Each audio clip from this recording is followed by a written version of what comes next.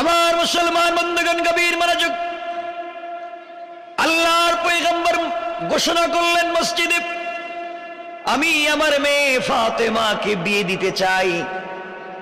মদিনার মসজিদের ভিতরে জুমার সালাতের পরে ঘোষণা করে দিলেন, কেউ কি আছো আমার মেয়েকে বিয়ে করবা? মনে হয় ফাতেমাকে বিয়ে করার লোক নাই। আল্লাহর পয়গম্বর বলেন, কে আছো আমার মেয়ে ফাতেমাকে বিয়ে করবে? ফাতেমাকে বিয়ে দিতে চাই। এই কথা বলবার পরে সাহাবায়ে কেরামের মধ্যে এমন কেউ নাই যে নবীজির কাছে বিয়ের প্রস্তাব দেয়নি। ফাতেমার ব্যাপারে বড় বড় রাজা বাদশাদের ছেলেরা পর্যন্ত বিয়ের প্রস্তাব দিয়েছে, কিন্তু বিয়েতে রাসূল রাজি না। এইভাবে দীর্ঘ কয়েক মাস চলে গেল, শত শত বিয়ের প্রস্তাব আসে, কোন বিয়েতে আল্লাহর পয়গম্বর রাজি হতে চান না। হযরতে আবু বকর, ওমর, উসমান, আলী। উসমান বসলেন, তিনজন বসে বললেন, উসমানকে সবাই বলতেছে, আপনার তো শালী, আপনার শ্বশুর, আমাদের তো আপনার শ্বশুর আর সে আমাদের মেয়ে বিয়ে করছে, আমরা তার শ্বশুর। ও উসমান, ফাতেমাকে কোথায় বিয়ে দিয়ে যায়? নবীজি কেন রাজি হন না? ভালো ভালো টাকাওয়ালার ছেলেদের কাছ থেকে বিয়ের প্রস্তাব এসেছে, নবীজি রাজি হলেন না। একদিন উসমান আর আবু বকর বলতেছেন, আলীকে ডাক দিয়ে, আলী এদিকে আসো, তুমি কি শুনছো নবীজি মসজিদের ভিতরে ঘোষণা করেছেন ফাতেমার বিয়ের ব্যাপারে? আমি তো শুনছি, কত মানুষ বিয়ের প্রস্তাব দিয়েছে, আল্লাহ রাসূল রাজি না। আমাদের মন বলতেছে তুমি যদি বিয়ের প্রস্তাব দাও তাহলে রাসূল রাজি হয়ে যাবেন। পড়েন সুবহানাল্লাহ। আলী বলছেন, তোমরা কি আমার মায়ের খাওয়াইতে চাও? আমার ঘর নাই, আমার বাড়ি নাই, আমার বাপ নাই, আমি নবীজির বাড়িতে থাকি, তার ঘরে খাই। এরা বাইকটা মানুষ, কাজ কাম কিচ্ছু নাই, বেকার যুবক, আর আমার কাছে ফাতেমারে বিয়ে দিবেন? আমি এই কথা বলতে পারবো না, নবীজির কাছে গিয়ে এই কথা বলতে পারবো না। আবু বকর, ওমর, উসমান ভালো করে আলীরে বুঝাইয়া রসুলের কাছে পাঠাইছে। নবীজি ফজরের নামাজ পড়ে মসজিদে বসে আছেন, ওয়াজ করতেছেন। আলী নবীজিকে সালাম দিয়ে বলছেন, আসসালামু আলাইকা ইয়া আইয়ুহান নাবিয়্যু ইয়া রাসূলুল্লাহ, আমি আপনাকে কিছু জিজ্ঞাসা করতে চাই। রাসূল বলছেন, আলী বলো, কি বলতে চাও? এই কথা বলার পরে রসুল উপরের দিকে তাকায় দেখেন, আলী যে বলছিল ইয়া রাসূলুল্লাহ কিছু বলতে চাই, এই কথা বইলার দাঁড়ায়া থাকে নাই, দিছে দৌড়, মসজিদ থেকে দৌড় দিয়ে বাইরে চলে গেছে। নবীজি বলেন, কি রে, আসলো কিছু বলতে, না বইলে আবার চলে গেল। আরো কিছুদিন পরে আলী, ইয়া রাসূলুল্লাহ আমি কিছু বলতে চাই। নবীজি বলছেন, বলো। উপর দিকে তাকায় দেখেন আলী আর নাই, দৌড়। বাহিরে গিয়ে উসমান আর আবু বকর কয়, ভাই তোমাদের কি দুশ্মনী আছে আমার সাথে? তোমরা রসুলের কাছে আমার কি প্রস্তাব নিয়ে পাঠাইছো? যদি ওর মায়ের শুরু করে আমার মসজিদের ভিতরে, আমি খাটো বেটে, টাকা পয়সা নাই, তার ঘরে থাকি, সাইয়্যিদাতুন নিসাই আহলিল জান্নাহ, জান্নাতে সকল মহিলাদের নেত্রী, তার বিয়ের প্রস্তাব নিয়ে আমি যাচ্ছি। উসমান বলছে, ভাই তুমি জানো না, কিন্তু আমাদের মন বলতেছে রসুল তোমার জন্য অপেক্ষা করতেছে, যাও না একটু দেখো না। 2 দিন গেছি, আজকে যদি যাই আর নবীজি যদি আমার কিছু জিগায়, আমি কইব আমি কিচ্ছু জানি না, এরা আমারে পাঠাইছে, সব দুষেদের, আমি বিয়ে করতেই রাজি না, আমি বাইচে যাবো, তোমরা একটু বিপদে পড়বা, যাও। আমার বন্ধুগণ, হযরতে আলী ফজরের সালাত পড়ে বসছেন, নবীজি বসছেন। আলী বলছেন, ইয়া রাসূলুল্লাহ আমি আপনাকে একটা প্রশ্ন করতে চাই, বলে নাই, মানে প্রশ্ন পর্যন্ত আসছে। নবীজি দাঁড়াই আলীর হাত ধরছে, কর যাইতে পারবি না আজকে, সুবহানাল্লাহ বললেন না, আজকে আর যাইতে পারবি না, প্রতিদিন এসে খালি বলতে চাই, দৌড়, আজকে বলে যাওয়া লাগবে। আলীর যখন নবীজি হাত ধরছে, আস্তে করে আবু বকর মসজিদে বাইরে চলে গেছে, ওমরও চলে গেছে, উসমান বাইরে কয়, যার যার বাড়িতে যাও, আলী যদি বিপদে পড়ে তাহলে কিন্তু খবর আছে সবার, এর আগে বাড়িতে যাও। আলী বলতেছেন, ইয়া রাসূলুল্লাহ, আমি কিছু বলতে চাইছিলাম। নবীজি বলছেন, বলো বলো, কি বলবা? হুজুর আমি ভুলে গেছি। সুবহানাল্লাহ বললেন না? ভুলে গেছো তুমি না? 3 দিন এসে বলছো হুজুর আপনারা দেখে আমি ভুলে যাই। বলা লাগবে, বলতে মানে ছাড়ুন না তোমারে। আলী তাকায় দেখে পিছন দিকে চাইয়া, যেই 3 জন পরামর্শ দিছে একজনও নাই। কয় তাইলে মাইকটা তো আমার উপরে ফালাই দিল এরা। আলী বলছেন, ইয়া রাসূলুল্লাহ, আমি বলতে চাইছিলাম কিন্তু ভয় পাচ্ছি। নবীজি বললেন, ভয় নাই, কি বলতে চাও? আলী, তুমি আমার চাচাতো ভাই, খুব ভালো করে তোমাকে আমি চিনি, তুমি আমাকে চিনো, কি বলতে চাও বলো? আলী বলছেন, ইয়া রাসূলুল্লাহ, এই যে ফাতেমার বিয়ের কথা। তো বিয়ের কথা কি হয়েছে বলো, কি সমস্যা, কোথায় পাইছো, কোন পাত্র পাইছো? আমি। সুবহানাল্লাহ বলেন না? হুজুর আমার একটু ছাড়েন না, আমি একটু বাইরে থেকে আসি। ওর তুলে দৌড় দিব, দৌড়। নবীজি বলছেন, আলী দাঁড়াও। দীর্ঘ 6 মাস থেকে মানুষ আমার কাছে বিয়ের প্রস্তাব নিয়ে আসছে, কত টাকাওয়ালার ছেলে বিয়ের প্রস্তাব নিয়ে আসছে, আমি তো রাজি না। আল্লাহ ইশারা করে দিয়েছেন, ফাতেমাকে বিয়ে দিলে আলীর কাছেই দিতে হবে। আল্লাহু আকবার বলেন। আল্লাহ। আলী, আমি তোমাকে পছন্দ করে রাখছি, তোমার কাছে বিয়ে দিব। ইয়া রাসূলুল্লাহ, আমি রাজি, তাইলে শুরু করে দিন বিয়ে। সুবহানাল্লাহ বলেন না? নবীজি বলেন, কি হলো? বলতেই দেখি রাজি হয়ে গেল তুমি, আমার মেয়ের অনুমতি লাগবে না? হুজুর ঠিক আছে, অথবা আমার সিনে আপনি একটা অনুমতি নিয়ে এসা আজকে বিয়েটা পড়াই দেন। নবীজি বলেন, ঠিক আছে, বিয়ে যখন করতে চাও, মোহরের টাকা আছে? মোহর মানে কি? আজকে রাত্রে তো আপনার ঘরে খাইলাম, আপনার ঘরে আমি থাকি, আপনি 2-4 টাকা আমার পকেট খরচের জন্য দিলে আমি চলি, তো আমি আবার কোত্থেকে পাইব? আমার কাছে কোনো টাকা পয়সা আছে না। আপনি তো আমার অভিভাবক, তো বিয়ের কথা আপনি বলছেন, আপনিই ব্যবস্থা করে দিবেন। নবীজি বললেন, আলী বিয়ে তো করবা, ঠিক আছে, আমার মেয়ে তো রাখবা নিয়ে কোথায়, ঘর কই? কইটাকে আমারে বলতেইব? আপনি আমার অভিভাবক, প্রয়োজন আপনি এই রুমটা ছেড়ে দিবেন আমার জন্য। সুবহানাল্লাহ বলেন না? আপনি আমার জন্য ছেড়ে দিবেন, আমি থাকবো, আমি আপনার মেয়ের জামাই। নবীজি তো সবসময় মুচকি হাসেন, বলেন, আলী তোমাকে আমি চিনি, ভালো করে চিনি, কারণ আনা মদিনাতুল ইলমি ওয়া আলিয়্যুন বাবুহা। রাসূল বলছেন, আমি হচ্ছে জ্ঞানের রাজ্য, আর এই রাজ্যে প্রবেশের দরওয়াজার নাম হচ্ছে হযরত আলী। সুবহানাল্লাহ বলেন।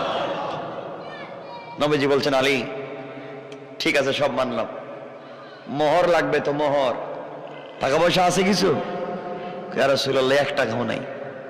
গতকালকে আপনার কাছে পকেট খরচের টাকা চাইছিলাম, দেন নাই, আমার কাছে কোনো টাকা নাই। নবীজি বলেন, আলী বিয়ে করবা ঠিক আমার মেয়েকে, কিন্তু মোহর তোমার নগদ লাগবে, নগদ, বাকি কোনো কারবার নাই। নবীজি বললেন এই কথা। আলী বলছেন, তাইলে হইছে, বুঝছি, আমার আর কপালে বিয়ে নাই। নবীজি বলছেন, তোমার যে রুমে ঘুমাও কি আছে? ও কিচ্ছু নাই, যে কম্বল হিটা আপনি দিছেন, বালিশটাও আপনার। নবীজি বলছেন, আমার জিনিস বাদে তোমার কি আছে এটা কম, আমার জিনিস বাদ। ইয়া রাসূলুল্লাহ, আমার 2টা জিনিস আছে, একটা হলো তরবারি, আর একটা হইল ডাল, যুদ্ধ করার ডাল। তরবারিটা কিন্তু আমার বাবার দেওয়া, এটা আমার কাছে আছে, আর ডালটা, এই 2 জিনিস ছাড়া আমার কাছে কিছুই নাই। নবীজি বলেন, যাও বিক্রি করে আসো। তাইলের পরে বিক্রি করে আসো, বিয়ে করবা? ঠিক আছে, তাইলে আমি যাই। বিক্রি করার জন্য হযরতে আলী বের হয়েছেন রাস্তা দিয়ে। আমার বন্ধুগণ, আলী যখন যায়, রাস্তার মধ্যে হযরতে ওসমান হাঁটাহাঁটি করে। আলী রাস্তা দিয়ে যাওয়ার সময় ওসমানকে দেখছে, কিন্তু কথা না বলে পাশ কেটে চলে যাচ্ছে। ওসমান বলছেন, ভাই আলী কোথায় যাও? আমার কাজ আছে। কি কাজ? কোথায় যাইবা? কবে আমার ডিস্টার্ব দিয়ে লাভ নাই, আমি একটু বাজারে যাইতেছি, এগুলা নিয়ে। কেন? বললাম বিক্রি করতে চাই। বললে বিক্রি করে কি করবা? আমি তো বিয়ে করব। বিয়ে করবা মানে কারে? আমি তো ফাতেমারে বিয়ে করব। কই মিয়া, বুদ্ধি দিলাম আমরা, মানে আমাদের না জানাইয়া না বইলা দেখি ডাইরেক্ট যাইতেছ। ভাই টাইম নাই, আমার যাইতে দেন, এগুলো যাইতে দেন, এগুলো সময় না। আমার শালি, আর বিয়ে করবা তুমি, বুঝাইয়া পরামর্শ দিলাম আমি, তুমি আমার ভাইরা ভাই হইবা, আর এখনই দেখতেছি টাইম দিতেছ না। সুবহানাল্লাহ বলেন। ভাই মোহরের টাকা লাগবে, গরিব মানুষ, টাকা পয়সা নাই, আমি যাই এগুলা বিক্রি করে আসি। হযরত উসমান বললেন, কয় টাকা বিক্রি হবে? আলী বললেন 9 টাকা। উসমান নিজের পকেট থেকে টাকাগুলা দিয়ে দিলেন, বলেন ভাই এগুলো আমার কাছে বিক্রি করে দাও, আর তুমি ওগুলা নিয়ে যাও। হযরতে আলী টাকাগুলা নিয়ে রাসূল পাকের কাছে দিলেন। রাসূল পাক মোহর দিয়া দিলেন, নগদ মোহর দিয়া দিলেন। বিয়ে শুরু হলো। হযরত উসমান চিন্তা করলেন, বিয়েটার পরামর্শ দিয়েছি আমি, তার ডাল তরবারি কিনেছি আমি, আর আলীর তো ডাল তরবারির বড়ই প্রয়োজন। হযরত উসমান এসে আলী এবং ফাতেমার বিয়েতে এই ডাল আর তরবারি আবার গিফট করে দিলেন। সুবহানাল্লাহ বললেন না? উসমানকে চিনেন, বিয়াও হলো, মোহরের টাকাও হলো, আলী তার ডাল তরবারিও পাইলো, কার কাছে হাত পাতা লাগলো না। বলেন না সুবহান। ইসলাম কত সুন্দর, ইসলাম কত সুন্দর। আমার বন্ধুগণ, লম্বা কথা, বিয়ে হয়ে গেল। নবীজি বিয়ের সময় আলীকে কাছে ডাকলেন, ডেকে বলছেন, আলী শোনো, বিয়েতে আমি কিছুই দিতে পারি নাই, আমি খেজুর পাতা দিয়ে বানানো একটা তোশক, পানি উঠাবার জন্য একটা মশক, আর রুটি তৈরি করার জন্য একটা চাক্কি দিয়েছি, আর ছাড়া কিছু দেই নাই। কিন্তু শোনো, ওটা আমার মেয়ে, আমার মেয়েকে তোমার কাছে বিয়ে দিচ্ছি, খবরদার কখনো তার সাথে অন্যায় আচরণ করবা না, তার দিলে তুমি কষ্ট দিও না।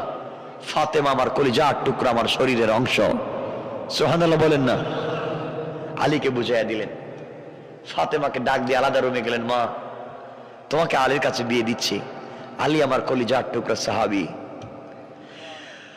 আলী আসাদুল্লাহিল গালিব, আল্লাহর বিজয়ী বাণ, তোমার স্বামী। মা কখনো আলীর সঙ্গে বেয়াদবি করবা না, কারণ আলী তোমার জান্নাত, আলী তোমার জাহান্নাম।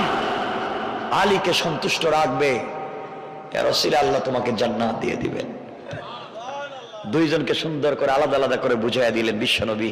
এইভাবে আপনারাও আপনাদের ছেলে মেয়েদেরকে এভাবে বুঝাতে পারেন। কিন্তু রাসূল পাকের সময় তাদের বিয়ে শুরু হতো নামাজ দিয়া, কুরআন তিলাওয়াত দিয়া, আর আজকালকে আমাদের বিয়ে শাদী শুরু হয় ড্যান্স দিয়া, যাত্রা গান দিয়া। ঠিক কিনা বলেন? এই জন্য বরকত নাই। এই স্বামী স্ত্রী ভালোবাসার মধ্যে কি হলো দেখেন, কষ্ট হচ্ছে না তো? আমার বন্ধুদের এক পর্যায়ে বিয়ে হয়ে গেলাম, তাদের ঘর কেমন সুন্দর হয়ে গেল। মুসলমান শোনো, এই আলী আর ফাতেমা সাইয়্যিদাতুন নিসাই আহলিল জান্নাহ, জান্নাতি মহিলাদের সরদারিনী ফাতেমা আসাদুল্লাহিল গালিব। হযরতে আলী, তাদের ঘর চলতেছে, 3 বেলা খাবার জুটে না, 2 বেলা খাবার জুটে না, তাদের ঘরে কোনো কষ্ট নেই, অশান্তি নেই। একবার প্রায় 3 দিন হয়ে গেল, ফাতেমার ঘরে কোনো খাবার নাই, আলী কোনো কাজ করতে পারছেন না। ফজরের সালাতের পরে ফাতেমা বলছেন, স্বামী রে, দীর্ঘ 3 থেকে 4 দিন হয়ে গেল ঘরে খাবার নাই, শরীর কাঁপতেছে, আমি আগের মতো আর দাঁড়াতে পারি না, সালাতের জন্য দাঁড়াতে পারি না। ও আলী, আমি না খেয়ে মারা গেলে আমার কষ্ট নাই, কিন্তু আমার চোখের সামনে যদি আমার কলিজার টুকরা 2টা সন্তান হাসান আর হুসাইন কষ্ট পায়, ওরা যদি কষ্ট পায়, আমি আলী কোনোভাবে ফাতেমা বরদাস্ত করতে পারবো না। সকালবেলা হযরতে আলী ঘর থেকে বের হয়ে গেলেন। শোনো, কি বুঝাতে চাই বুঝো। পরিবারের ভিতরে যদি বোঝাপড়ার মাধ্যমে শান্তি নিয়ে আসতে পারো, খাবারের জন্য দৌড়তে হবে না। আল্লাহ বলেছেন, গোলাম রে, ঘরটাকে তোমরা যদি জান্নাতের টুকরা বানাতে পারো, আমি আল্লাহ তোদের জন্য অরিজিনাল জান্নাত থেকে খাবারের ব্যবস্থা করে দিতে পারি। কোন সুবহানাল্লাহ। আমার বন্ধুদের এক পর্যায়ে হযরত আলী সকালবেলা ঘর থেকে বের হলেন, রাস্তায় গিয়ে চাদর মুড়া দিয়ে রাস্তা দিয়ে হেঁটে যায়। আল্লাহর পয়গম্বর, আখিরি জামানার নবী জনাবে মুহাম্মদ রাসূলুল্লাহ সাল্লাল্লাহু আলাইহি ওয়াসাল্লাম আসতেছেন। রাস্তায় দেখা হয়ে গেল। আমার নবী ডাক দিয়ে বললেন, আলী, এত সকালবেলা ঘর থেকে বের হয়ে কোথায় যাও বলো তো? আমার কলিজার টুকরা ফাতেমা কেমন আছে, হাসান আর হুসাইন কেমন আছে, আমাকে কি বলা যাবে? আলীকে বিশ্ব নবী প্রশ্ন করবার পরে আলী বলছেন, পয়গম্বরে আরবি, 3 দিন হয়ে গিয়েছে আমি ফাতেমার ঘরে খাবার দিতে পারি নাই। ওগো আল্লাহর পয়গম্বর, ফাতেমা দাঁড়াতে পারে না, বিছানা থেকে বসতে পারে না, হাসান আর হুসাইন অজ্ঞান হয়ে পড়ে যায়। জ্ঞান ফিরে ডাক দিয়া বলে, মা, তুমি যদি খাবার দিতে না পারো আমাদেরকে নানা জানের কাছে পাঠাইয়া দাও। নানার কাছে যদি চলে যাইবা আর খাবারও যদি না থাকে, আমরা আমাদের কলিজার টুকরা নানার চেহারার দিকে যদি তাকাইবা, একটা বার যখন নানার চেহারার দিকে তাকাই তখন মনে হয় আমাদের 1000 বৎসরের পেটের ক্ষুধা দূর হয়ে যায়। আগো পয়গম্বরে আরবি, ঘরের ভিতরে খাবার নাই, সকালবেলা বের হয়েছি, কেউ যদি আমাকে কাজে নেই তাহলে কাজে যাব। আল্লাহর পয়গম্বর চোখের পানি ছেড়ে কাঁদলেন আর বলেন, আহারে আমার মেয়ে ফাতেমা, আজকে তার ঘরে খাবার নাই, মানুষ খাবার নষ্ট করে। আল্লাহর নবী বললেন, আলী রে, এই যে সামনে একটা খেজুর গাছ দেখা যায়, খেজুর গাছের নিচে গিয়ে বলবা আমি রাসূল বলেছি, আল্লাহর নাম নিয়ে বলবা যেন তোমাকে কিছু খেজুর দেয়। হযরতে আলী দৌড়াইয়া খেজুর গাছের নিচে পৌঁছে গেলেন। গিয়ে দেখেন খেজুর গাছে খেজুর থাকবে তো দূরের কথা, একটা পাতাও নাই। গাছ যেন মরে দাঁড়িয়ে আছে এমন একটা খেজুর গাছ। আলীর মনে বিশ্বাস ছিল আল্লাহর পয়গম্বর বিশ্ব নবী পাঠিয়েছেন, বিশ্বাস ছিল আল্লাহর উপরে। খেজুর গাছের নিচে গিয়ে সালাম দিয়ে রাসূল পাকের সালাম পৌঁছে দিয়ে বলেন, খেজুর গাছ, নবীজি বলে দিয়েছেন আল্লাহর হুকুমে আমাকে কিছু খেজুর দেওয়ার জন্য। বলতে দেরি হয়েছে, রিওয়ায়াত হলো এমন সময় এই খেজুর গাছ থেকে তাজা তাজা খেজুর গাছের নিচে পড়তে দেরি হয় না। হযরত আলী কিছু খেজুর নিজে খেলেন, পকেটে নিলেন বা ব্যাগে নিলেন, বাড়িতে পৌঁছে গেলেন, মনে বড় আনন্দ। সংক্ষেপ করে বুঝাতে চাই যে কথা শুনেন। বাড়িতে যাওয়ার পরে হযরতে ফাতেমাকে দিলেন, হাসান হুসাইনকে দিলেন। খাওয়ার পরে কিছু খেজুর জমে গেল, থেকে গেল। এবার আলী বলছেন, ফাতেমা, জীবনে তুমি আমার কাছে কিছুই চাও নাই, জীবনে তুমি আমার কাছে কিছু চাইলে না, আজ যদি তুমি আমার কাছে কিছু চাও আমি তোমাকে দিব, নিয়ে এসে দিয়ে দিব। ফাতেমা বলছেন, স্বামী রে, আমার ঘরের ভিতরে 3 বেলার খাবার নাই, ঘরের ভিতরে দামি কোনো বিছানা নাই, ওয়াইড আলমারি, শোকেস নাই, টাইলস নাই, সিরামিক্স নাই, এসি নাই, এয়ার কন্ডিশন নাই, আমার ঘরে কিচ্ছু নাই। কিন্তু আমার ঘরটা আপনার প্রতি ভালোবাসায় ভরা, আমার আর কিছুই লাগবে না, দুনিয়ার জমিন থেকে না খেয়ে মরে যেতে চাই, কিন্তু কিয়ামতের দিনে আমি যেন আমার স্বামী তোমাকে না হারাইয়া যায়। কেমন ভালোবাসা ছিল পরিবারে। খাবার নাই, দামি কোনো জিনিস নাই, দিন থাকলে কেমন ভালোবাসা তৈরি হয়ে যায়। বন্ধুগণ, আলী বলছেন, ফাতেমা আমার কাছে কিছু খেজুর আছে, বিক্রি করে তোমার জন্য আজকে কি আনবো বলো, জীবনে একটা কাপড় চাইলে না।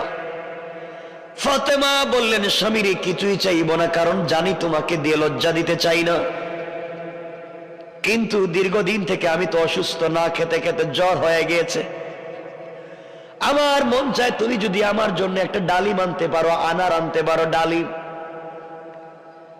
আমার কলিজাটা ঠান্ডা হয়ে যাবে, জীবনে কিছুই চাইলাম না, একটা ডালিম চাইলাম। হযরতে আলী বলছেন, স্ত্রী তুমি ডালিম চেয়েছো, আমি নিয়ে আসবো। কি বুঝাতে চাই শুনো। হযরতে আলী রাদিয়াল্লাহু তাআলা আনহু বাজারে গিয়ে খেজুরগুলাকে বিক্রি করে দিলেন, একটা ডালিম কিনলেন, একটা আনার কিনলেন, পকেটে নিলেন, মনে বড় আশা, আরে আমার স্ত্রী ফাতেমা জীবনে কিছুই চায় নাই, কোনদিন আমার কাছে একটা টাকার কোন জিনিস চাইল না, খেয়ে না খেয়ে করে পড়ে আছে, এরপরেও ভালোবাসার কমতি নাই, আজ আমার কাছে মাত্র একটা ডালিম চেয়েছে, ডালিম নিয়ে বাড়িতে যাই, মন খুলে নিজের হাতে ভেঙ্গে স্ত্রীকে খাওয়াবো। মনের ভিতরে ভালোবাসা প্রেম নিয়ে ঘরের দিকে আসা শুরু করে দিলেন। এদিকে আসমানের উপরে আল্লাহর ফেরেশতারা বলা বলে শুরু করে দিলেন, আল্লাহর পয়গম্বরের সাহাবীরা আল্লাহর রাস্তায় শুধু দান খয়রাত করে যায়। একজন ফেরেশতা বললেন, থাকলে দেয়, না থাকলে কে কারে দেয়? ফেরেশতা বলতেছেন, নবীজির সাহাবীদের চরিত্র হলো থাকলেও দেয়, না থাকলেও দেয়। আল্লাহ ডাক দিয়ে বললেন, ফেরেশতারা এই ব্যাপার নিয়ে ঝগড়া করার দরকার নাই, জমিনের দিকে তাকায়া দেখো, আমার একটা গরীব গোলাম সাহাবী আলী বাড়িতে যায়, আমার আলীকে পরীক্ষা করে দেখো, আমার আলীর চরিত্র কেমন, তার পরিবারের চরিত্র কেমন। একজন ফেরেশতা মানুষের সুরত ধরে ভিখারির বেশে চাদর দিয়ে মোড়া দিয়া রাস্তার মধ্যখানে বসে বসে কাঁপতেছে আর কাঁপতেছে। আলী যখন রাস্তা দিয়ে চলে যায়, ডাক দিয়া বলছেন, ও আলী আপনি কোথায় যান, আপনি কোথায় যান? আলী বললেন, আমি বাড়িতে যাই। ফেরেশতা ভিক্ষুকের বেশ নিয়ে বলছেন, আলী রে, প্রায় সপ্তাহ দিন হয়ে গেল, খাবার নাই, না খেয়ে কলিজাটা শুকিয়ে যায়, তোমার কাছে যদি কোনো খাবারের জিনিস থাকে আমাকে দাও। আলী বলছেন, বাইরে তোমাকে দেওয়ার মতো আমার কাছে কিছুই নাই। ফেরেশতা ডেকে বলছেন, আলী রে, তোমার পকেটে তো একটা ডালিম দেখা যায়, তুই না বললা কেন? আমরা হইলে বলতাম তোমার চোখে ঠাডা পড়ছে। আমার জীবনে স্ত্রী কিছুই চায় না, একটা ডালিম চাইছে, তার দিকে তোমার চোখ গেল। আলী বললেন, ও ভিক্ষুক তুমি শোনো, বাড়িতে আমার স্ত্রী বড় অসুস্থ, দীর্ঘদিন পর্যন্ত জ্বর হয়েছে, আমার জীবনে তার কাছে কোনোদিন কিছুই দিতে পারি নাই, আজকে আমার কাছে একটা ডালিম চাইছে, জ্বরে আক্রান্ত হয়েছে, বাড়িতে নিয়ে যাই। ফেরেশতা বলতেছেন, ভাই বুঝতে পেরেছি, আমাকে দেওয়ার দরকার নাই, কিন্তু আল্লাহর ওয়াস্তে যদি দেও তাহলে আমি নিব।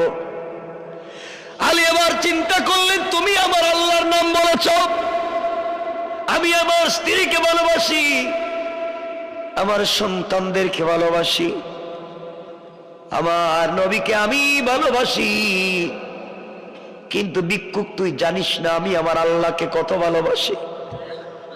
তুমি আমার আল্লাহর নাম বলেছ, যে আল্লাহর জন্য আমি আলী জীবন পর্যন্ত দিতে পারি, এই আল্লাহর নাম তুমি এই মুহূর্তে বলেছ। ও ভিক্ষুক, আল্লাহর নাম বললে কাউকে ফিরিয়ে দেওয়া যায় না, কিন্তু ডালিম আছে মাত্র একটা, তোমাকে দিয়ে দিলে বাড়িতে গিয়ে কি জবাব দিব? ভাইরে তুমি অর্ধেকটা খেয়ে ফেলো, অর্ধেকটা বাড়িতে নিয়ে যায়। হযরত আলী ডালিম অর্ধেক এই ফকির বেশের ফেরেশতাকে দিয়ে দিলেন, অর্ধেক ডালিম নিয়ে বাড়ির দিকে রওনা দিলেন। ফকির ডাক দিয়ে বলছে, আলী রে, আপনি যায়েন না, আপনি আমার সামনে বসে পড়েন, আপনার চেহারা দেখে দেখে আমি খাবো, আমার কলিজাটা ঠান্ডা হয়ে যাবে, আপনি সুযোগ দেন। হযরত আলী বসে পড়লেন। এই ভিক্ষুক বেশের ফেরেশতা ডালিমের অর্ধেক খাওয়ার পরে বলতেছে, আলী রে, আমি তো অর্ধেক ডালিম খেয়েছি, আমার মনে হয় আমার কলিজার অর্ধেক ঠান্ডা হয়ে গিয়েছে, বাকি অর্ধেকটা যদি দেও পুরা কলিজা ঠান্ডা হয়ে যাবে, শান্তি পাবো। আলী ডাক দিয়া বললেন, বাইরে তোমার কি বিবেক নাই? আমি আমার অসুস্থ স্ত্রীর জন্য নিয়ে যাই, তুমি কি বলছো? ভিক্ষুক ডাক দিয়া বলছে, আলী রে, আমার জন্য না, তুমি যদি আল্লাহর ওয়াস্তে দাও। সুবহানাল্লাহ বললেন না? এবার আলী বললেন, আবার আমার আল্লাহর নাম বলেছো, আমার আল্লাহর নাম যেহেতু আবার নিয়েছো, আমি তোমাকে বাকি অর্ধেকও দিয়ে দিলাম। বাকি অর্ধেক দিয়ে এখন বাড়ির দিকে যায়, আর চিন্তা করে এখন কেমনে বাড়িতে যাব, এক কদম যায়, দুই কদম পিছনে যায়। বাড়িতে গিয়ে কি জবাব দিব স্ত্রীকে? স্ত্রী যদি বলে, একটা ডালিম বলছিলাম আনতে পারলা না, তুমি কেমন জামাই? কথা বলেন নাকি? তোমার কাছে একটা ডালিম চাইলাম, তুমি দিতে পারলা না। হযরত আলী কষ্ট করে সারাদিন ঘোরাঘুরি করে সন্ধ্যার পরে বাড়িতে ঢুকে গিয়েছেন।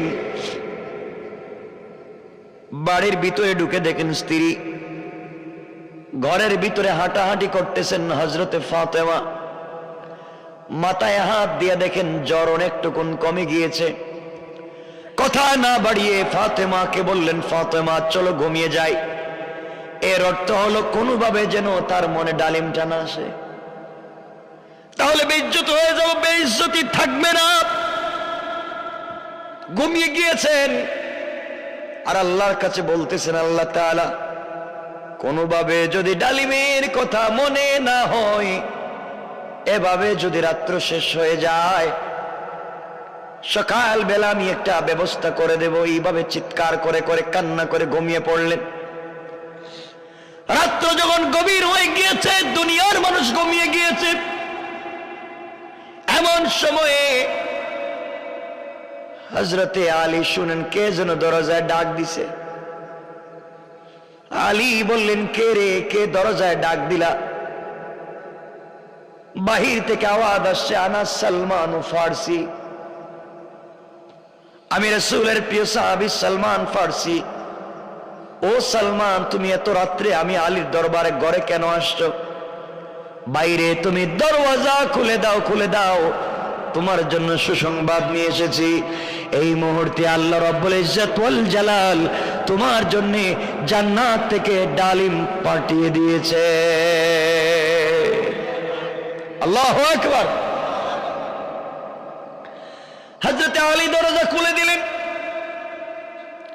ডালিম গুলা হাতে নিলেন, এক একটা করে গুনতে লাগলেন। আমার বন্ধুগণ, গোনা হলো, গনে দেখেন 9টা ডালিম।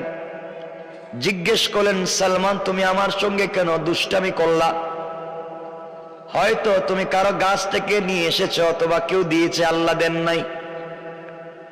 হযরতে সালমান বলছেন, আলী রে, তুমি কেমনে বুঝলে আল্লাহ দেন নাই?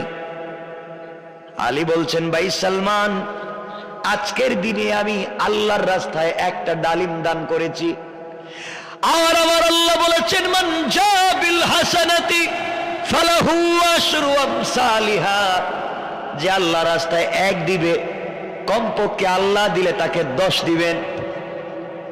আজ তুমি আমি আল্লাহর রাস্তায় একটা ডালিম দিয়েছি, আল্লাহ দিলে তো আমাকে 10টা দিবে, এখানে দেখতেছি 9টা।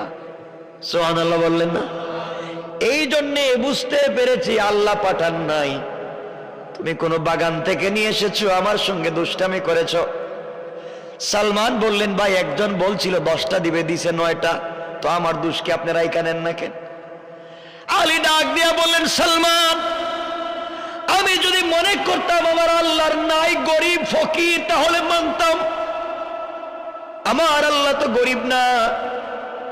যদি মেনে নিতাম আমার আল্লাহ খুব কৃপণ, দেয় না, তাও মেনে নিতাম। আল্লাহ তো কৃপণ না, দানশীল। তাহলে 9টা দিবে কেন? 10টা দেওয়ার কথা, আরো বাড়িয়ে দেওয়ার কথা। তুমি বুয়া কার গাছ থেকে নিয়ে এসে আমাকে বোঝাচ্ছ, চলে যাও। হযরতে সালমানকে ঘর থেকে বের করে দরজা লাগাইয়া দিলেন। আবার ঘরের দরজায় নক করলেন। হযরতে আলী দরজা খুলে দিলেন। সালমান বলছেন, ভাই আলী রে, আল্লাহর রাসূল আমাকে ঠিক 10টা দিয়েছিলেন, আল্লাহ 10টাই জান্নাত থেকে পাঠাইছেন। তোমার ঈমান পরীক্ষা করবার জন্য একটা আমার পকেটে রেখে দিয়েছিলাম। সুবহানাল্লাহ বললেন না? বুঝতে চাইছিলাম তোমার ঈমান কেমন। দেখলাম রাসূলের সাহাবীরা 10এ বিশ্বাস করে, 9এ বিশ্বাস করে না। এমন ঈমান একদিনে তৈরি হয় না। পরিবারের ভিতরে যদি আন্তরিকতা থাকে, এমন ঈমান তৈরি হতে পারে। কোন ঠিক কিনা? আমার বন্ধুগণ, কষ্ট হচ্ছে ভাই, শোয়া 12টা হয়ে গেছে, সঙ্গে করে দে, আলম্ব করার দরকার নেই। হ্যাঁ বাপরে বাপ, গতকালকে একটা 10 হয়েছে, তো আজকে 10 পর্যন্ত করবো না? গতকালকে উঠছে দেরিতে, তো আজকে উঠলাম তো অনেক আগে উঠলাম। কয় ঘন্টা হয়েছে হিসাব আছে? 2 ঘন্টার উপরে। কষ্ট হচ্ছে না? কয় না, কষ্ট হচ্ছে। দেখতেছি যে মাঝে মাঝে মুরব্বীরা উঠে 1জন 2জন বসে প্রস্রাবে ধরে, মানে হাজত আছে। কষ্ট হচ্ছে? একটু হাত উঠে দেখান কার কার কষ্ট হচ্ছে না। হচ্ছে না বলছি, ঠিক আছে না? কষ্ট হচ্ছে না তো? আল্লাহ কবুল করো। জোরে বলেন, আর আওয়াজ করে বলেন, চিৎকার করে বলেন আমিন। এমন পরিবার চাইতো? ইনশাআল্লাহটা বলেন। আমার বন্ধুগণ, আমার ভাইরা, কথা তো লম্বা, আমি পরিবারকে বুঝাতে চাই। কি বুঝাতে চাই শুনেন। আমার ভাইরা, পরিবারকে সুন্দর পরিবার করুন, বুঝাপড়ার পরিবার বানান।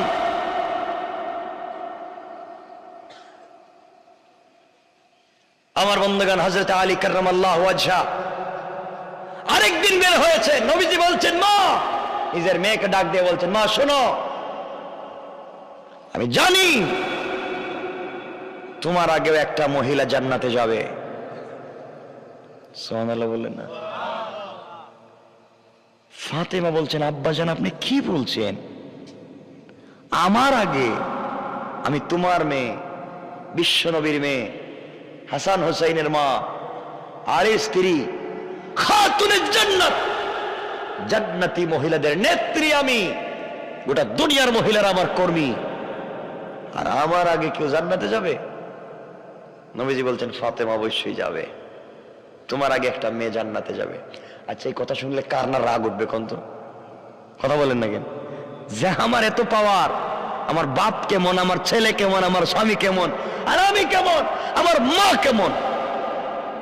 আমার মা হচ্ছেন এই পৃথিবীর প্রথম মুসলিম নারী, খাদিজাতুল কুবরা, যাকে স্বয়ং সালাম দিয়েছেন আল্লাহ। না সুবহানাল্লাহ, এটা আগামী বছর কেমন?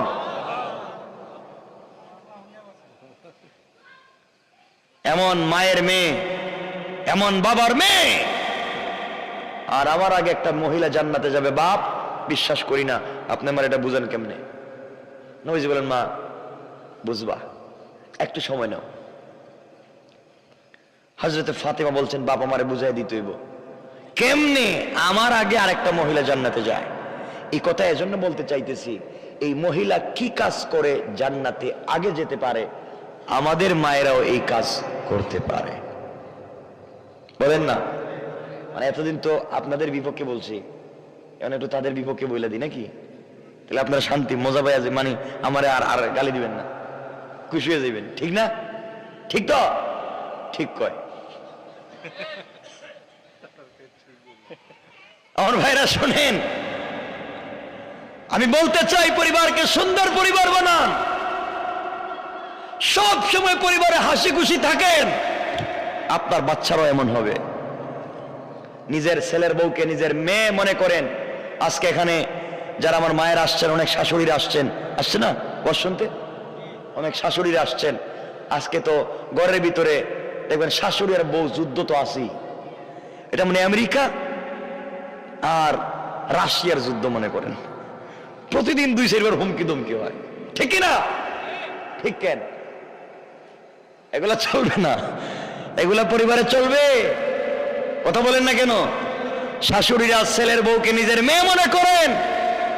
নিজের মেয়ের হাজার দোষ যেমন আপনার চোখে পড়লেও দোষ মনে করেন না, নিজের ছেলের বউর হাজার দোষকে আপনি দোষ মনে করবেন না। আর ছেলের বউ যারা আছেন, আপনারা শাশুড়িকে নিজের মা মনে করেন। বলেন না ইনশাআল্লাহ? ইনশাআল্লাহ বলেন। নিজে পর্দায় থাকেন। পর্দায় থাকবার অর্থ এটা নয় যে রাত দিন শুধু হাত মোজা পাও মোজায় লাগায়া বসে থাকবেন আর বুরকা পরে ঘুরবেন রাস্তায়। বুরকা এটা হিজাব, বুরকা এটা পর্দা নয়। বুরকা তো আজকালকের বুরকা, এটা ফ্যাশন, এটা ডিজাইন। কথা বলেন না কেন? পর্দা হলো মাথার চুল থেকে পায়ের পাতা পর্যন্ত এমন একটা পোশাককে ছেড়ে দেওয়া, যে পোশাক ছেড়ে দিলে শরীরের কোন অঙ্গ প্রত্যঙ্গ বোঝা যায় না, তার নামই হচ্ছে পর্দা। কথা বুঝাইতে পারছি? এমন পর্দার দরকার। ইনশাআল্লাহ বলেন, সবাই বলেন ইনশাআল্লাহ। বোরকা একটা দিয়ে দিলেন, আর এটার নাম হয়ে গেল পর্দা।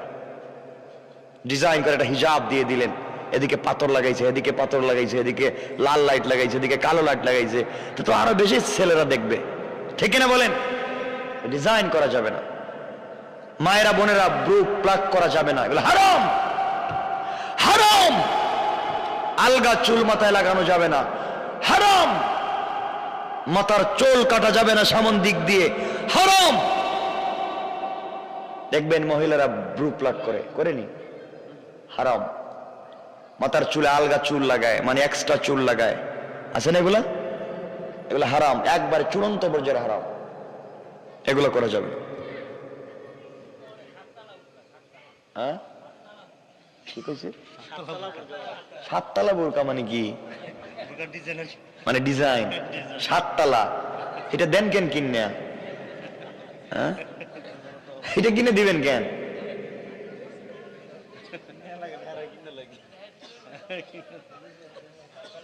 মহিলাদেরকে মার্কেটে দিবেন কেন? তাদের নিজের মতো চলতে দিবেন কেন? ঘরকে সুন্দর ঘর বানান। ফজরের সময় বাচ্চা কাচ্চা সহ নারী পুরুষ সবাই ঘুম থেকে উঠে যান, পরিবারের সবাই ওযু করেন, নামাজ শুরু করেন। ঘরকে সুন্দর করে দিবেন কে? আওয়াজ করে বলেন কে? হযরতে ফাতেমা কে রাসূল পাক বলছেন, মা তোমার আগে একটা মেয়ে জান্নাতে যাবে। ফাতেমা বলছেন, বাপ এগুলা বুঝি না, আমার আগে জান্নাতে যাবে, মেয়েটারে দেখাই লাগবে না? দেখা লাগবে না? না আপনাদের দেখা লাগবে নি? না জানা লাগবে? এই মেয়েটা কে? সেই মেয়ে যে আমার আগে জান্নাতে যাবে, সে কাজটা কি করছে আমি জানতে চাই। নবীজি বললেন, মা তুমি জানতে পারবে। এর আগে তোমার কাছ থেকে একটা ঘটনা জানতে চাই। কি ঘটনা বাবা? ঘটনা হলো, মা তোমাকে যে আমি একটা শাড়ি দিয়েছিলাম, বিয়ের সময় একটা কাপড় দিয়েছিলাম, কাপড়, এই কাপড়টা কোথায়? আমি তোমাকে কিছুই দিতে পারি না, বিয়ের দিনে একটা গিফট দিয়েছিলাম কাপড়, ওটা কোথায়? বাবা আমি এগুলা বিক্রি করে দিয়েছি। মা বড় কষ্ট পেলাম, তুমি কাপড়টা বিক্রি করে দিয়েছো শুনে।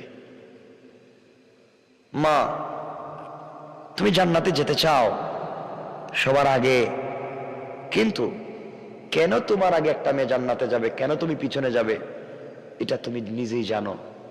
ফাতেমা বলছেন, আব্বাজান আমি তো জানি না। আমার বন্ধুগণ, তাহলে সেদিকে আমরা যাই।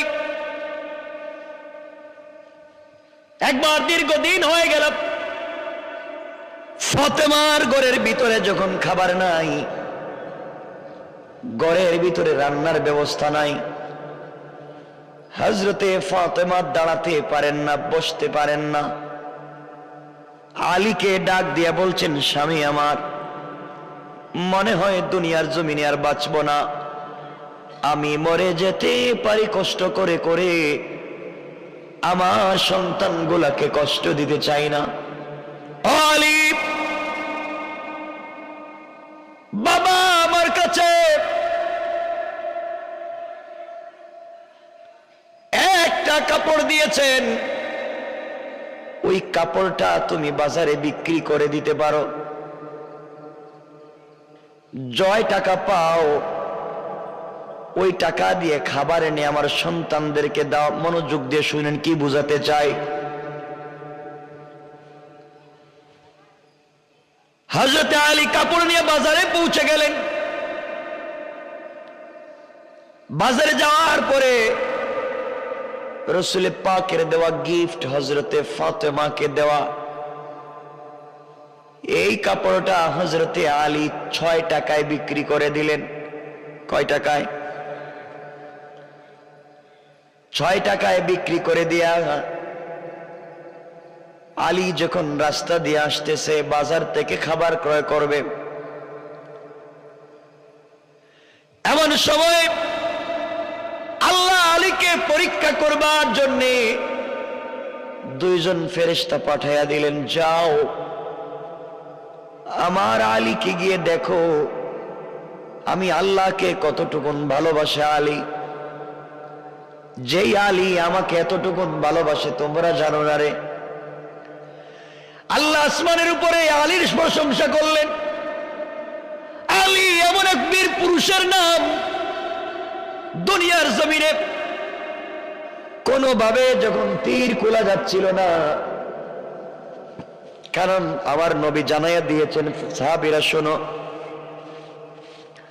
আলী যখন নামাজে দাঁড়িয়ে যাবে তখন তোমরা তীর খুলতে পারবে। আলী যখন সালাতে দাঁড়িয়ে যায় দুনিয়া ভুলে যায়, একমাত্র আমি আল্লাহ ছাড়া আর কারো কথা মনে থাকে না। এই আলী যখন নামাজে দাঁড়িয়ে যায় টান দিয়ে গোশত ছিঁড়ে গেছে, তীর খুলে ফেলছে, আলী কিছুই বলতে পারে নাই, কারণ দুনিয়ার জমিনে আলী যখন নামাজে দাঁড়িয়ে যায় তখন একমাত্র আমি আল্লাহ ছাড়া আর কাউকে চিনে না। ফেরেশতারা বললেন, আল্লাহ তাআলা আলীকে পরীক্ষা করা দরকার। আলী যদি আপনাকে তো ভালোবেসে থাকে, আলীকে আমরা পরীক্ষা করতে চাই। আল্লাহ বলেন, আলী 6 টাকা নিয়ে রাস্তা দিয়ে বাজারে যায়, দেখো গিয়া 2 জন দাঁড়াইয়া রাস্তায় কাঁপতেছে আর কাঁদতেছে, সালাম দিয়ে বলছে, আলী আমাদের 2 জনের পরিবার, আমরা ভিনদেশী মানুষ, এই দেশে আমাদের বাড়ি না, আয়েশা আমরা বিপদে পড়ে গিয়েছি, আল্লাহর ওয়াস্তে যদি আমাদেরকে কিছু দেও আমরা সন্তানদের জন্য নিব। আল্লাহর নাম যখন বলেছেন, পকেটের মধ্যে 6 টাকা আছে, স্ত্রীর কাপড় বিক্রি করা টাকা, বাজারে যাবেন কিছু ক্রয় করবেন এই জন্য রেখেছিলেন। কিন্তু দুর্ভাগ্য হলো তারা যখন আল্লাহর নাম বলেছে আলী সবকিছু ভুলে গিয়েছেন। আলী চিন্তা করেন, আমার সন্তান আমার স্ত্রী না খেয়ে মরে যেতে পারে, কিন্তু আমার সামনে যদি কেউ আমার আল্লাহর নাম বলে তাকে আমি খালি হাতে ফিরিয়ে দিতে পারি না। তিনি বললেন, শুনো রে, আমার আল্লাহর নাম যেহেতু বলেছো, তোমাদেরকে খালি হাতে ফিরিয়ে দেওয়া যায় না। এই কথা বলে 6 টাকা বের করে ওদেরকে দান করে দিলেন, যাও নিয়ে যাও। আমার বন্ধুগণ, আমি জানতে চাই, কাপড় ছিল, কাপড় আসেনি? কথা বলেন না কেন? কাপড়ও নাই, টাকাও নাই, খাবার কিনে নিয়ে যাওয়ার মতো ব্যবস্থা নাই। আলী আল্লাহর কাছে কান্না করে বলছে, আল্লাহ তাআলা এই মুহূর্তে আমি কি করতে পারি আল্লাহ তাআলা? আলী কান্না করে করে সামন দিকে যায়। কিছু দূর যাওয়ার পরে দেখে একটা লাল ঘোড়া নিয়ে একজন লোক দাঁড়িয়ে আছে। আলীকে দেখে ডাক দিয়ে বলছে, আলী রে, তুমি কি ঘোড়াটা ক্রয় করবা? আলী ডাক দিয়ে বলেন, ভাই আমার কাছে 1 টাকাও নাই, আমি ঘোড়া কিনবো কেমনে? বিক্রেতা বলছে, ভাই আলী রে, তুমি যদি কিনো তোমাকে আমি বাকিতে বিক্রি করব, তবে 100 টাকায় তোমার কাছে আমি বিক্রি করব। আমার গুড়া তুমি নিয়ে যেতে পারো, বিক্রি করে আমার টাকা আমাকে দিবা, লাভ তুমি নিয়ে যাও। আলী চিন্তা করলেন, বাকিতে যখন গুড়া দিতে চায় আমি নিয়ে যাই। আলী গুড়া নিয়ে বাজারে পৌঁছে গেলেন। বাজারে যাওয়ার পরে একজন লোক এসে আলীকে বলছে, তোমাকে তো চিনি লাগে, এত সুন্দর গুড়া কত টাকায় বিক্রি করতে চাও? আলী চিন্তা করলেন, আমি আবার কয় টাকা দাম বলবো, জানি না কিছুই। তিনি বললেন, ভাইরে তুমি বলো কয় টাকা দিয়ে কিনে নিবা? লোকটা বলছে, তোমার গুড়াটাকে আমি 160 টাকা দিব। সুবহানাল্লাহ বলেন। আলী চিন্তা করলেন, 160 টাকা মানে 100 টাকা মালিকরে দিলে 60 টাকা লাভ, দামাদামি করে লাভ নাই, এমন কাস্টমারকে ফিরিয়ে দেওয়া যায় না। তিনি বললেন, ভাই আলী, ভাই কাস্টমার, ক্রেতা, আপনি গুঁড়োটা নিয়ে যান, 160 টাকা দেন। সংক্ষেপ করে ঘটনা বুঝাতে চাই, 160 টাকা দিয়ে গুঁড়াটা বিক্রি করে রাস্তায় এসে গুড়ার মালিককে 100 টাকা দিয়ে দিলেন। আছে কত? আল্লাহর রাস্তায় দিনে দান করেছিলেন কত? 6 টাকা। আল্লাহ বলছেন, 1 দিলে 10। আলী, তুমি আজকে 6 টাকা আমি আল্লাহর রাস্তায় দান করে যে উদারতা দেখিয়েছো, আমি আল্লাহ সন্ধ্যা হওয়ার আগে আগে 6 10 60 টাকার মালিক বানাইয়া দিলাম। আল্লাহু আকবার বলেন। কেমন রব! আলী এবার বাজারে গিয়েছে, মন বড় খুশি। আগে 6 টাকার খাবার কিনবার কথা ছিল, এখন বাজারে গিয়ে 60 টাকার কিনছে। কম হইছে না বেশি? খাবার কিনে কাঁধের মধ্যে নিয়েছেন, স্ত্রীর জন্য কিছু কেনাকাটা করেছেন। বাড়ির দিকে যান, কাঁধের মধ্যে বস্তা। বাড়ির দরজায় গিয়ে হাজির হয়ে গিয়েছেন। হযরতে ফাতেমাকে ডাক দিয়েছেন। ফাতেমা দরজা খুলে বলছেন, স্বামী, এই ব্যাপার কি ব্যাপার? আপনার কাছে এত খাবার কোত্থেকে এলো? বস্তা বস্তা খাবার, দেখা যায় এত টাকা আপনি কোথায় পেলেন? আমার কাপড় তো এত টাকায় বিক্রি হওয়ার কথা না, কাপড়টা তো পুরাতন। হযরতে আলী বললেন, ফাতেমা, তোমার কাপড় আমি 6 টাকায় বিক্রি করেছি। ফাতেমা বললেন, স্বামীরে খবরদার ঘরে ঢুকবা না, আমার ঘরে খাবার নিয়ে ঢুকবা না। তোমার কাঁধের মধ্যে যেই খাবার দেখতেছি এগুলা 6 টাকার না, এগুলা অনেক বেশি টাকার। যেই লোকটার পকেটে 1 টাকাও ছিল না, সে এত টাকা কোথায় পেল? ও স্বামী, আমি না খেয়ে মারা যেতে পারি, সন্দেহজনক কোনো হারাম খাবার আমি ফাতেমার ঘরে ঢুকতে দিব না। আগে বলো, টাকা পাইছো কোথায়? এত টাকার খাবার আনছো কেন? টাকা কোথায় পেয়েছো? আলী বলছেন, স্ত্রীরে, তুমি আমাকে জানো ভালো করে আমি কেমন লোক। আমি অন্যায় করবার মতো লোক না। তুমি আমাকে ঘরে ঢুকতে দাও, তোমার কাছে খুলে বলবো। ফাতেমা বলছেন, না না, এখানে বলেন। দেখবেন আমাদের গ্রাম অঞ্চলে এমন মহিলা আছে, স্বামীকে দরজা দাঁড় করে বলেন, আগে বলেন কি আনছেন, কথা বলতে আসেনি, এগুলো কে আনছেন আগে বলেন, ঘরে ঢুকতে দিতাম না। আসেনি? এখন খুব খুশি আপনারা। আমাদের এলাকায় গ্রামগঞ্জে এমন মহিলা আছে। ও যুবক, তোমাদেরকে বলছি, কিছু যুবক আছে বিয়ের আগে মা বাপকে দেখতে পারে, বিয়ার পরে বউ যা কয় তাই শুনে মা বাপরে দেখতে পারে না। কথা বলেন না কেন? এখন খুশি। হ্যাঁ, এখন আওয়াজ বাড়তেছে, দেখতেছি, আমি রূপ বুঝতেছি আপনাদের। এমন স্ত্রী ও এলাকায় পাওয়া যায়, বিয়ের পরে এলাকার বড় হুজুরের কাছে যায়, গিয়ে বলে, হুজুর আমাকে একটা গরম তাবিজ দেন। কি তাবিজ? ও কেমন গরম তাবিজ? কয়, আমার স্বামী যা ইনকাম করে টাকা পয়সা শুধু আমারে দেও, হের মা বাপরে যেন না দেয়, হের ভাই বোনরে যেন না দেয়। কথা বল না, ঠিক কিনা? ওরে বাবা, ঠিক কয়। আমার বন্ধুগণ, শুধু আমারে দেও। হুজুর বলতেছেন এমন তাবিজ শুধু আপনারে দিব যেন তার মা বাপরে দেখতে না পারে। আজকাল কেমন তাবিজ দেয়, ঘরের ভিতরে তাবিজ দিয়া মারামারি ঝগড়া লাগাইয়া দেয়। এগুলা আছে, আছে এই এলাকায় আছে, আছে। হুজুর তাবিজ লিখতেছে, 2000 টাকা বেশি দিন, এমন তাবিজ দিতেছি স্বামী বিদেশ থেকে ঢাকা থেকে যা টাকা ইনকাম করবে সব তোমারে দিব। জীবনে তার মা বাপরে দেখতে পারবে না, ভাই বোনরে দেখতে পারবে না। গরম তাবিজ দিতেছি, একটা বালিশের নিচে রাখবা, একটা কম্বলের নিচে, একটা পালঙ্গের নিচে, একটা ভিজাইয়ে পানিতে খাওয়াইবা 13 দিন, ঠিক কিনা? কথা কন। আর একটা আগুনের মধ্যে চুলাই দিবা, তো কলিজায় জলের ভিতরে জ্বলবো, ঠিক আছে নি? হ্যাঁ, একটা দিবা দরজার মুখের মধ্যে দিবা। আর আরেকটা তাবিজ, যে তাবিজ লেইকা দিছো এই হুজুরের কপালে ঠাডা পড়বার জন্য। এক কথা বলেন না কেন? এই তাবিজ লিখতে কইছে কেডা তোমারে? পরিবারের ভিতরে তাবিজ দিয়া শয়তানি লাগাইয়া মা বাবার মধ্যে ঝগড়া, স্বামী স্ত্রীতে ঝগড়া, ভাইয়ে ভাইয়ে ঝগড়া, পরিবারে পরিবারে ঝগড়া লাগাইয়া দিতে বলছে কে? কথা বলেন না কেন? এগুলা করেনি কেউ? এগুলা হালাল না হারাম? হারাম। আমার বন্ধুগণ, আল্লাহর পয়গম্বর এবার বলছেন, না ও ফাতেমা, তুমি আমার কাছে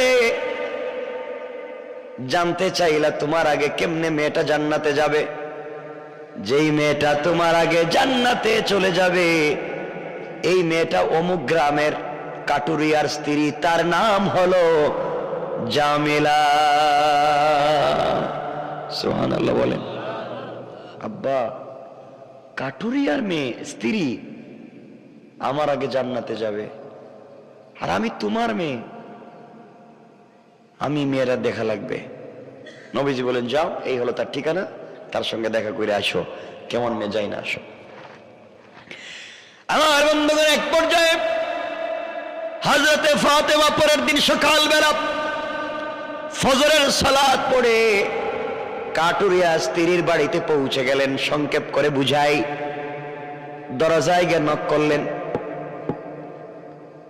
ঘরের ভিতর থেকে আওয়াজ আসছে, কে আপনি? আমি ফাতেমা, বিশ্ব নবীর মেয়ে, এসেছি আপনার সঙ্গে দেখা করার জন্যে। দিনের বেলা ঘরের দরওয়াজা বন্ধ করে রেখে দিয়েছেন কেন? দরজা খুলেন, ঘরে ঢুকতে চাই।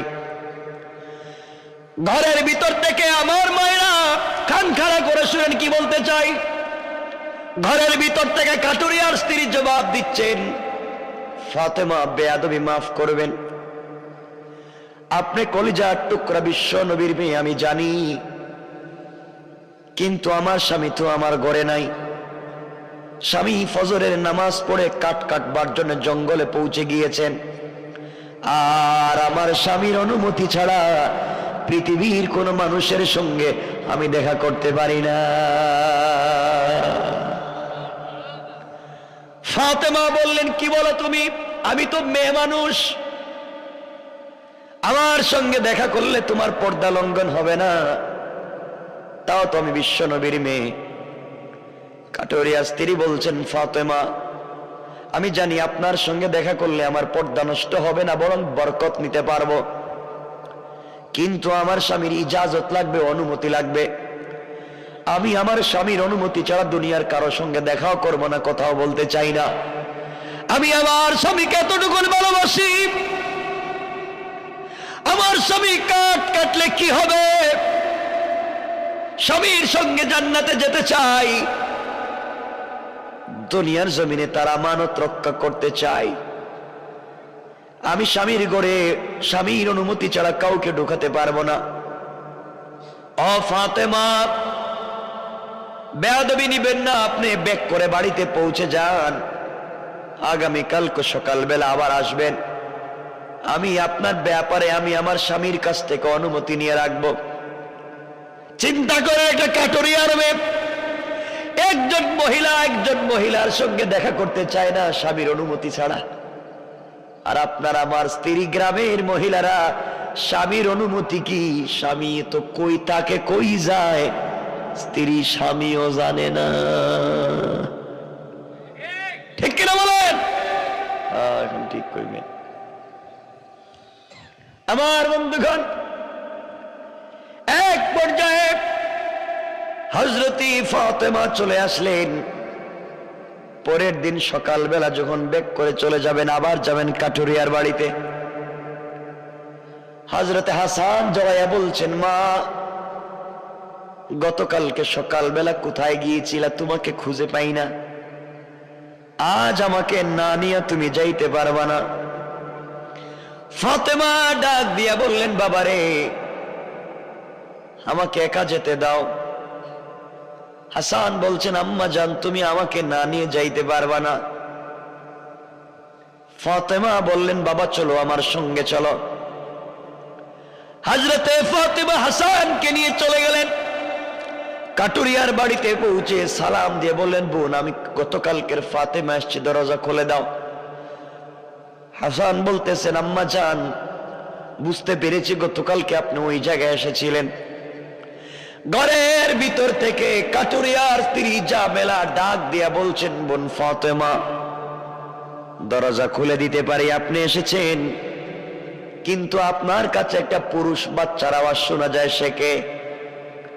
ফাতেমা বললেন, আমার ছেলে, ও প্রাপ্তবয়স্ক নাবালিগ হাসান আমার সঙ্গে এসেছে, দরজা খুলে দাও। কাটুরিয়ার স্ত্রী জামেলা বলছেন, বোন ফাতেমা বেয়াদবি নিবেন না, আমি আমার স্বামীর কাছ থেকে আপনার ব্যাপারে অনুমতি নিয়ে রাখছি, কিন্তু হাসানের সঙ্গে দেখা করবার অনুমতি নেই নাই। আপনি আজও বেক করে চলে যান, আগামীকালকে আসবেন, আমি হাসানের ব্যাপারেও অনুমতি নিয়ে রাখবো। পড়েন সুবহানাল্লাহ। ফাতেমা বললেন, বন্ডি আমার ছেলে নাবালিগ ছেলে, তার সামনে বের হলে কিছু হবে না। কাটুরিয়ার স্ত্রী বলছেন, ফাতেমা আমি জানি কিছু হবে না, কিন্তু আমার স্বামী তো আমাকে অনুমতি দেয় নাই, আর আমার স্বামী অনুমতি না দিলে আজরাইল ছাড়া ঘরে কাউকে ঢুকতে দিতে পারি না। চিন্তা করেন কেমন আমানতদার। হযরতে ফাতেমা জবিক করে চলে আসলেন। পরের দিন সকালবেলা তিনি যখন চলে যাবেন, হযরতে হুসাইন মাকে জড়াইয়া বলতেছে, আম্মা জান গতকালকে সকালবেলা বাইকে নিয়ে কই গেছিল, আমাকে নেও নাই, আজ কিন্তু আমাকে না নিয়ে যাইতে পারবা না। হযরতে ফাতেমা নাসুর বান্দা হুসাইনকে রেখে যেতে পারলেন না। আজ হুসাইন সাথে গেল। কাটুরিয়ার বাড়িতে পৌঁছার পরে সালাম দিয়া বলছেন, বোনরে দরজা খুলে দাও, আমি ফাতেমা এসেছি, গতকালকে যে এসেছিলাম। হুসাইন বলতেছেন, আম্মা জান গতকালকে বাইরে নিয়ে তুমি এই বাড়িতে আসছিলা। এবার কাটুরিয়ার স্ত্রী বলছেন, ও ফাতেমা আজ আরেকটা ছেলে মানুষের কণ্ঠ শোনা যায়। ফাতেমা বলেন, ওটা আমার ছোট ছেলে হুসাইন। জামেলা বলছেন, বোন বেয়াদবি নিবেন না, আপনি চলে যান, আজও আমি দেখা করতে পারবো না, কারণ হুসাইনের ব্যাপারে স্বামীর সঙ্গে কোনো কথা বলি নাই, আর স্বামীর অনুমতি ছাড়া আমি দুনিয়ার কারো সঙ্গে কথা বলতে পারবো না, দেখা করতে পারবো না। বিরক্ত হয়ে চলে আসলেন। চতুর্থ দিন গিয়েছেন, একা একা গিয়েছেন, দরজায় নক করে বলছেন, ফাতেমা এসছি, দরজা খোলো। মহিলা দরজা খুলে সালাম দিয়েছেন। ফাতেমা ঘরের ভিতরে ঢুকলেন। ঘরের ভিতরে ঢুকে কি আশ্চর্য কারবার, ঘরের দরজার মধ্যে দেখা যায় একটা দড়ি রাখা, ঘরের দরজা একটা ছড়ি রাখা মানুষকে পিটাবার জন্যে, ঘরের দরজার সামনে একটা চাকু রাখা, ছুরি রাখা। জিজ্ঞাসা করলেন, ও জামেলা এগুলা কি? জামেলা বলছেন, ফাতেমা, আমি সব সময় স্বামীর আনুগত্য থাকতে চাই, আমার গলার কণ্ঠস্বর যেন কোনো কারণে স্বামীর উপরে না যায়, সকল কাজে আমি স্বামীকে সন্তুষ্ট করতে চাই, কোনোভাবেই যেন স্বামীর সঙ্গে আমার বেয়াদবি না হয়ে যায়। এরপরেও কোনো কথায় স্বামী যদি আমার কোনো কাজে কষ্ট পায়, ঘরের দরজায় দড়ি রেখে দিয়েছি, স্বামীকে বলে দিয়েছি, স্বামী রে, আমার কোনো আচরণে যদি আপনি কষ্ট পান, এই দড়ি দিয়ে আমাকে আচ্ছা মতো করে বাঁধবেন, এই ছড়ি দিয়ে আচ্ছা মতো করে আপনি পিটাইবেন, এই ছুরি দিছি, বড় অপরাধ করলে হত্যা করে দুনিয়া থেকে বিদায় দিবেন। আমি আমার স্বামীর বিরুদ্ধে চলে স্বামীকে কষ্ট দিয়ে দুনিয়ার জমিনে 1 মিনিটও থাকতে চাই না। আমার স্বামী কষ্ট পায়, আমার স্বামীর দিলে আঘাত লাগে, ব্যথা লাগে, এমন কোন কাজ আমি করতে চাই না। আমি স্বামীর ভক্তি, স্বামীর সাথে জান্নাতে যেতে চাই। হযরতে ফাতেমা চোখের পানি ছেড়ে দিলেন, বাড়িতে ব্যাক করে চলে আসলেন। বাবার কাছে লম্বা কথা, বাবার কাছে গিয়ে বলেন, আব্বা জান, মহিলার বাড়িতে গিয়েছিলাম, মহিলার চরিত্র সম্পর্কে জেনেছি, সব বুঝলাম। ওই মহিলা জান্নাতি, এতে সন্দেহ নাই। স্বামীকে বড় ভক্তি করে, স্বামীর শ্রদ্ধা করে, স্বামীকে সম্মান করে, স্বামীর কণ্ঠের উপরে কথা বলতে চায় না। সব ঠিক আছে, আমি মানছি বাবা জান্নাতি, কিন্তু আমার আগে কেমনে জান্নাতি আমাকে বুঝাও, আমাকে বুঝাও, আমার আগে কেমনে জান্নাতে যাবে। নবীজি বললেন, মারে, ও মা, তুমি শুনো, ওই মেয়েটা স্বামীর সঙ্গে কি আচরণ করে, একটা কথায় স্বামীকে কষ্ট দিতে চায় না।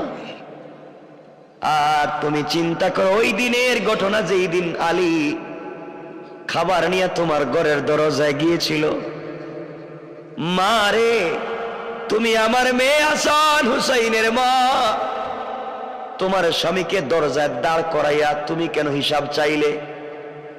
মারে, তুমি তো আলী ঘরে গেলেও সুন্দর করে বলতে পারতে, কথা বলেন ঠিক কিনা?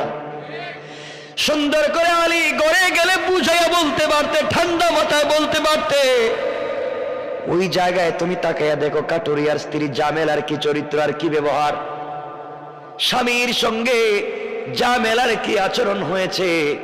ওই দিন তুমি আলীর সঙ্গে কি আচরণ করেছো? আলীর সঙ্গে ওই একটা কথা বলেছো তুমি, জামেলা জিন্দেগি তুই কাজটা করে নাই, এই জন্য তোমার আগে 1 পয়েন্ট পৌঁছে গিয়েছে। তোমার আগে জান্নাতে যাওয়ার জন্য স্বামীর সন্তুষ্টি তার জন্য বড় কাজ করে দিয়েছে। বলেন সুবহানাল্লাহ। ফাতেমা বলছেন, আব্বা জানের পরও বুঝি নাই, বলেন। এবার নবী বলছেন, ফাতেমা, তাহলে বুঝো, তোমার স্বামী আমার দেওয়া কাপড় 6 টাকায় যার কাছে বিক্রি করেছিল, যিনি 6 টাকা দিয়ে আমার দেওয়া কাপড় কিনেছে, দুনিয়ার সাধারণ ক্রেতা না, ওনার নাম হলো ইসরাফিল। ইসরাফিলকে আল্লাহ আসমান থেকে পাঠিয়ে দিয়েছিলেন, তিনি কাপড়টা ক্রয় করে নিয়ে জান্নাতে রেখে দিয়েছেন। আর তোমার স্বামীর কাছে যিনি লাল গুঁড়া বিক্রি করেছে, তিনি দুনিয়ার কোনো ক্রেতা নয়, তিনি হচ্ছেন আল্লাহর ফেরেশতা হযরতে জিবরাইল। জান্নাত থেকে লাল গুঁড়া নিয়ে এসেছে, আলীর কাছে বিক্রি করে দিয়েছেন। আলী বাজারে গিয়া যার কাছে গুঁড়াটা বিক্রি করেছে, তিনি আল্লাহর আরেকজন রহমতের ফেরেশতা, তার নাম মিকাইল। তিনি গুঁড়াটা ক্রয় করে জান্নাতে নিয়ে রেখে দিয়েছেন, আর আমার দেওয়া কাপড়টাও জান্নাতে রেখে দেওয়া হয়েছে। মারে, তুমি যেই দিন জান্নাতের ভিতরে যাবে, আল্লাহ তোমাকে জান্নাতে যাওয়ার জন্য একটা গুঁড়া দিবেন। এই গুঁড়া হবে ওই লাল গুঁড়া। গুঁড়া চলতে গেলে তুমি থাকবে, গুঁড়ার পিঠে গুঁড়ার লাগাম লাগবে। ওই লাগাম হলো তোমার বিক্রি করা সেই 6 টাকার কাপড়। কোন সুবহানাল্লাহ। এই কাপড় হবে ওই দিন গুঁড়ার লাগাম। ও ওই ঘোড়ার পিঠে থাকবে তুমি সওয়ার, আমি যেমন ঘোড়ার পিঠে থাকবো, আমার ঘোড়ার লাগাম থাকবে বেলালের হাতে, মারে তুমিও থাকবে ঘোড়ার পিঠে, আর ঘোড়ার লাগাম থাকবে কাটুরিয়ার স্ত্রী জাবেলার হাতে। সুবহানাল্লাহ বলেন। বেলাল যেমন আমার আনুগত্য করে আমাকে ভালোবাসে, জিন্দেগি শেষ করে দিল, বিনিময়ে আমার ঘোড়ার লাগাম ধরবার সুযোগ পেয়েছে। কাটুরিয়ার স্ত্রী জামেলা স্বামীর খিদমত করে এমন মর্যাদায় পৌঁছে গিয়েছে, আল্লাহ তাকে তোমার ঘোড়ার লাগাম ধরবার সুযোগ করে দিয়েছে। এই জন্য আমি লম্বা করতে চাই না, মা বোনদেরকে বোঝাতে চাই রে মা, জান্নাতে যদি যেতে হয় অবশ্যই স্বামীর সন্তুষ্টি লাগবে। স্বামী যদি আপনাকে ডাক দেয় গভীর রাত্রে তার কাছে যাওয়ার জন্য, আপনার শরীরে যদি অসুস্থতা না থাকে, শরীরে কোনো সমস্যা না থাকে, আর সারা রাত্র যদি স্বামীর গলা জড়াইয়াও আপনি ঘুমাইয়া যান, সারা রাত্রে নফল ইবাদত করলে যেই সওয়াব, আল্লাহ এই সওয়াব আপনার আমলনামায় দান করে দিবে। কোন স্ত্রী যদি স্বামীর চেহারার দিকে তাকায় মুস্কি হাসে, কোন স্বামী যদি স্ত্রীর চেহারার দিকে তাকায় মুস্কি হাসে, কপালে চুম্বন দিয়ে ঘর থেকে বের হয়ে যায়, আল্লাহ বলছেন একটা মকবুল হজ করলে যেই সওয়াব, আল্লাহ এই সওয়াব স্বামী স্ত্রীর আমলনামার মধ্যে দিয়ে দিবেন। পড়েন সুবহানাল্লাহ। আল্লাহ বলছেন যেই করে স্বামী স্ত্রীর মধ্যে ভালোবাসা হবে, একজন আরেকজনকে বুঝবেন, আল্লাহ রাব্বুল ইজ্জত ওয়াল জালাল ওই পরিবারের ভিতরে 71 জন ফেরেশতা পাঠায়া সব সময় 24টা ঘন্টা তাদের জন্য, পরিবারের জন্য রহমতের দোয়া করতে থাকেন। পড়েন সুবহানাল্লাহ। এজন্য আমরা শান্তি চাইতো, পরিবারে শান্তি চাইতো। মায়েদেরকে আরো বলছি শুনেন, আপনি যদি স্বামীকে সন্তুষ্ট করে কবরে যেতে পারেন, স্বামী যদি কিয়ামতের দিনে আল্লাহর কাছে বলে আমি স্ত্রীর উপরে সন্তুষ্ট, আল্লাহ কোনোদিন কোন স্ত্রীর আমলনামা চেক করবেন না, স্বামীর কথার উপরে আল্লাহ তাকে জান্নাতের ফয়সালা করে দিবে। এজন্যই মায়েরাও স্বামীর খিদমত করতে হবে, স্বামীদেরকে সন্তুষ্ট রাখতে হবে, ভালো ব্যবহার করতে হবে ইনশাআল্লাহ।